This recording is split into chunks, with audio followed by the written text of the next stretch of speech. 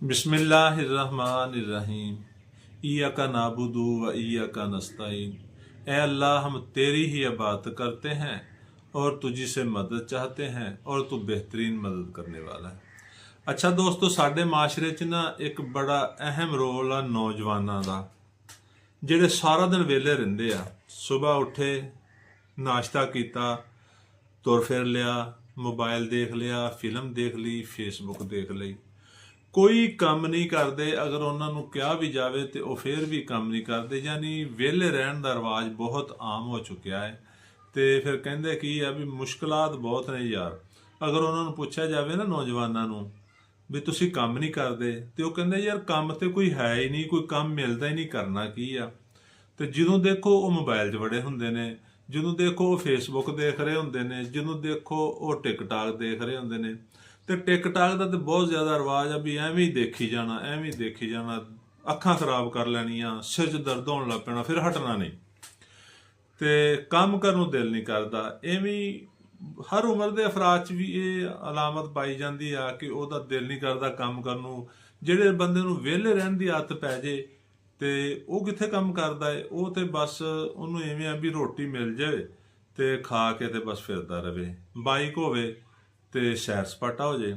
ਤੇ ਸਾਡੇ ਦਫ਼ਤਰਾਂ ਦੇ ਵਿੱਚ ਵੀ ਐਵੇਂ ਹੁੰਦਾ ਹੈ ਕਿ ਤਨਖਾਹ ਲੈਣ ਦੇ ਬਾਵਜੂਦ ਵੀ ਸਾਡੇ ਅਫੀਸਰ ਜਿਹੜੇ ਨੇ ਉਹ ਵਿਹਲੇ ਰਹਿੰਦੇ ਆ, ਉਹਨਾਂ ਨੂੰ ਵੀ ਕੰਮ ਕਰਨ ਦੀ ਆਦਤ ਨਹੀਂ ਹੁੰਦੀ।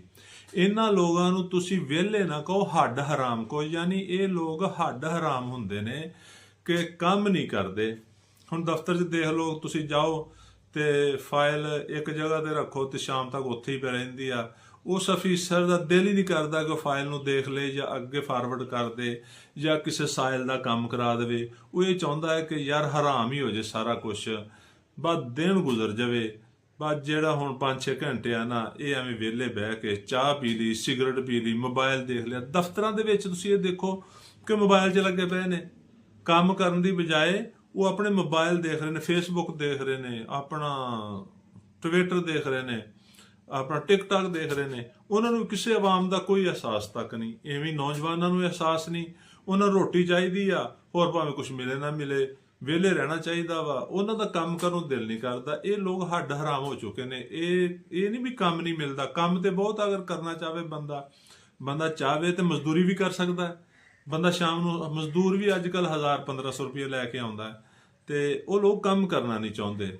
ਤੇ ਉਹਨਾਂ ਨੂੰ ਜਿੰਨਾ ਮਰਜ਼ੀ ਕਿਹਾ ਜਾਵੇ, ਵਾਲਦੈਨ ਕਹਿ ਥੱਕ ਜਾਂਦੇ ਨੇ, ਵਾਲਦੈਨ ਬੁਰੇ ਬਣ ਜਾਂਦੇ ਨੇ, ਲੇਕਿਨ ਬੱਚੇ ਕੰਮ ਨਹੀਂ ਕਰਦੇ। ਉਹ ਕਹਿੰਦੇ ਨੇ ਨਹੀਂ ਕੰਮ ਹੈ ਹੀ ਨਹੀਂ। ਅਗਰ ਜਾਣ ਵੀ ਤੇ ਮੁੜ ਆਉਂਦੇ ਨੇ, ਕਹਿੰਦੇ ਨਹੀਂ ਕੰਮ ਨਹੀਂ ਲੱਭਿਆ। ਐਸਾ ਨਹੀਂ ਹੈ ਕਿ ਕੰਮ ਨਹੀਂ, ਕੰਮ ਉਹ ਲੋਕ ਕਰਨਾ ਨਹੀਂ ਚਾਹੁੰਦੇ, ਉਹਨਾਂ ਦੀ ਨੇਚਰ 'ਚ ਸ਼ਾਮਲ ਨਹੀਂ। ਉਹਨਾਂ ਨੂੰ ਵਿਹਲੇ ਰਹਿਣ ਦੀ ਆਦਤ ਪੈ ਚੁੱਕੀ ਆ। ਹੁਣ ਅਸੀਂ ਇਸ ਆਦਤ ਨੂੰ ਖਤਮ ਕਰਨ ਵਾਸਤੇ ਅਸੀਂ ਤੁਹਾਡੇ ਵਾਸਤੇ ਇੱਕ ਰੈਮਡੀ ਲਿਆਂਦੀ ਆ, ਇੱਕ ਮੈਡੀਸਨ ਲਿਆਂਦੀ ਆ, ਜਿਹੜੀ ਉਹਨਾਂ ਦੇ ਨਾ ਸਿਰਫ ਜ਼ਿਹਨ ਨੂੰ ਬਦਲੇਗੀ, ਮਿਜ਼ਾਜ ਨੂੰ ਬਦਲੇਗੀ, ਉਹਨਾਂ ਦੀ ਲਗਨ ਕੰਮ ਵੱਲ ਹੋਏਗੀ। ਅਗਰ ਇਹ ਦਵਾਈ ਤੁਸੀਂ ਉਹਨਾਂ ਨੂੰ ਖਵਾਓ ਤੇ ਉਹ ਬਿਹਤਰੀਨ ਕੰਮ ਕਰਨ ਲੱਗ ਪੈਣਗੇ, ਬਲਕਿ ਉਹ ਵਿਹਲਾ ਰਹਿਣਾ ਪਸੰਦ ਨਹੀਂ ਕਰਨਗੇ। ਤੇ ਇਹ ਹੋਮਿਓਪੈਥਿਕ ਦਵਾਈ ਆ। ਹੋਮਿਓਪੈਥਿਕ ਤਰੀਕਾ ਇਲਾਜ ਇੱਕ ਐਸਾ ਤਰੀਕਾ ਇਲਾਜ ਆ ਜਿਹੜਾ ਇਨਸਾਨ ਦਾ ਮਿਜ਼ਾਜ, ਆਦਤ, ਜ਼ਿਹਨ, ਹਰ ਚੀਜ਼ ਨੂੰ ਬਦਲ ਸਕਦਾ ਹੈ। ਔਰ ਇਹ ਸਿੰਗਲ ਰੈਮਡੀ ਮੈਡੀਸਨ ਹੁੰਦੀ ਆ। ਇਹ 1 ਡੋਜ਼ ਦਿਓ ਤੇ ਮਰੀਜ਼ ਦੀ ਕੈਫੀਅਤ ਬਦਲ ਜਾਂਦੀ ਆ ਕਿ ਮਰੀਜ਼ ਦੇ ਸਖਤ ਲਹਿਜਾ ਨਰਮ ਲਹਿਜਾ ਹੋ ਸਕਦਾ ਹੈ, ਨਰਮ ਲਹਿਜਾ ਸਖਤ ਲਹਿਜਾ ਹੋ ਸਕਦਾ ਹੈ। ਇਵੇਂ ਕੰਮ ਨਾ ਕਰਨ ਦੀ ਆਦਤ ਨੂੰ ਕੰਮ 'ਚ ਬਦਲਿਆ ਜਾ ਸਕਦਾ ਹੈ।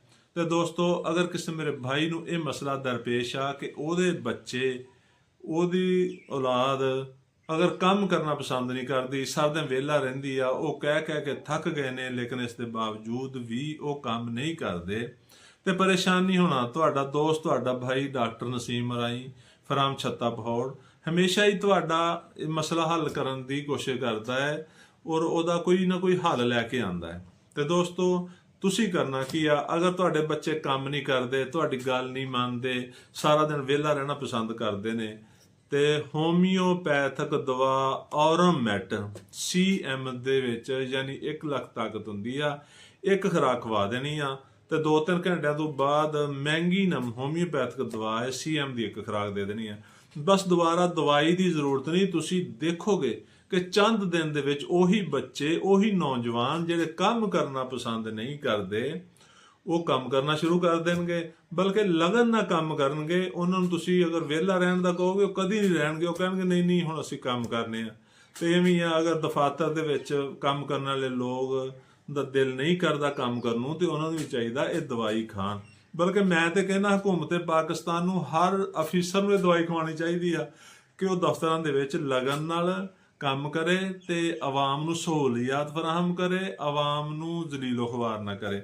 ਤੇ ਦੋਸਤੋ, ਤੁਸੀਂ ਸਾਡਾ ਫੇਸਬੁੱਕ ਤੇ ਪੇਜ ਆ, ਇਹਨੂੰ ਲਾਈਕ ਕਰੋ, ਫਾਲੋ ਕਰੋ, ਤੇ YouTube ਤੇ ਚੈਨਲ ਆ ਉਹਨੂੰ ਸਬਸਕ੍ਰਾਈਬ ਕਰੋ, ਸਾਡੀ ਵੀਡੀਓ ਨੂੰ ਸ਼ੇਅਰ ਕਰੋ ਤਾਂ ਕਿ ਆਉਣ ਵਾਲੀ ਵੀਡੀਓ ਤੁਹਾਨੂੰ ਜਲਦ ਮਿਲ ਸਕੇ ਔਰ ਤੁਸੀਂ ਕਿਸੇ ਮਜ਼ੀਦ ਬਿਮਾਰੀ ਦਾ, ਕਿਸੇ ਮਸਲੇ ਦਾ ਸ਼ਿਕਾਰ ਹੋਵੋ ਤੇ ਉਹਦਾ ਹੱਲ ਨਿਕਲ ਸਕੇ।